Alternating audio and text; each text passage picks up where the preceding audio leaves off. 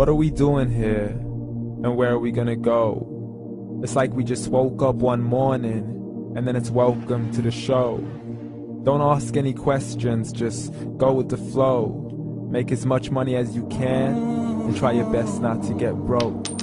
Copy everything you see on the TV, from the hairstyles to the clothes, and don't think too often, just do exactly as you're told. And if you ever get confused, then just turn towards the alcohol. You'll still hear your thoughts, then just turn up the radio as you learn to live a lifestyle of drugs, sex, and rock and roll.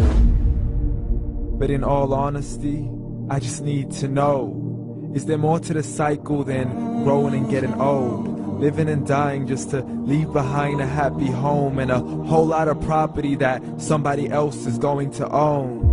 I just really need to know before the casket's closed, 'cause I'm not willing to gamble with my soul, nor am I ready to take any chances. These are just simple life questions and I'm just searching for some answers.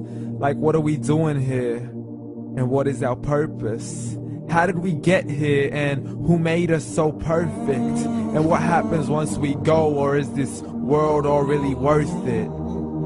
Questions we don't answer because apparently we don't really have to. There's no purpose to this life and our existence is merely natural. Then in that case, please let me ask you, did you create yourself, or was it somebody else who had fashioned you? 'Cause you're a being that's impeccable, faultless and unparalleled. You're a product of supreme intelligence and I'm merely being rational. For there isn't a camera on this earth that can come close to the human eye, nor a computer that can compete alongside the human mind. And if the whole world was to come together, we wouldn't be able to create a single fly. So many signs, yet we still deny. As science tries to justify that all this could come from none, when it's a simple sum. 0 plus 0 plus 0 cannot possibly ever give you 1. So from where did all this order come? For everything has its origins, a maker, a creator of its own. I mean, the only reason you're watching this video is because somebody had to press upload. So we can believe in the Big Bang, but I'd rather believe in He who caused it to explode. Allah, the creator of everything along with every single soul. The ever-living, the master, the only one who is in control. Unlike his creation, beyond our imagination. And no, he's not a man, nor does he have any partners in association. He's on his own. And no, he did not ever leave us alone. Just like every manufacturer, he left us with an instruction manual. The Quran and Islam, and I'm sorry to jump to conclusions, but it's the only one possible.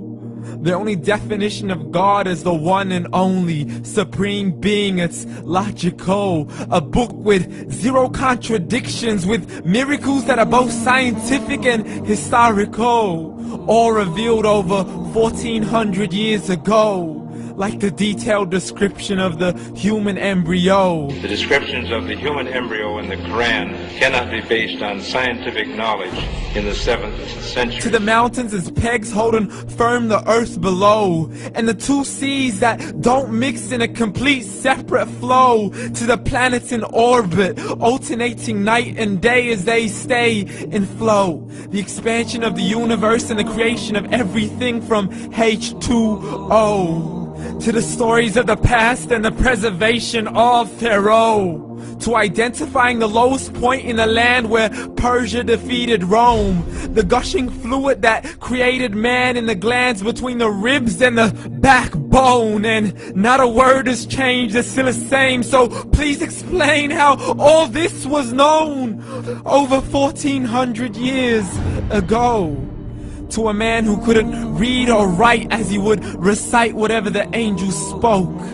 And if you still don't believe, please try to come up with something that's even close. But you can't, so we took God as a mockery and his messengers as a joke. Muhammad could not read or write.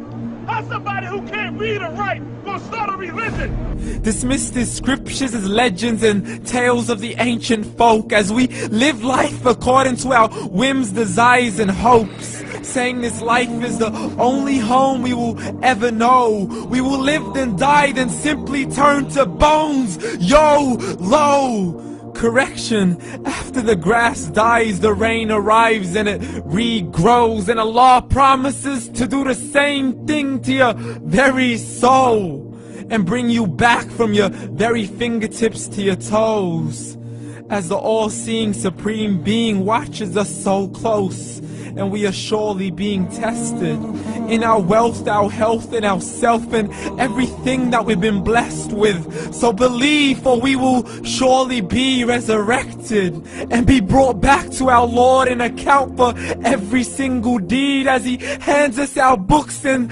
orders us to read.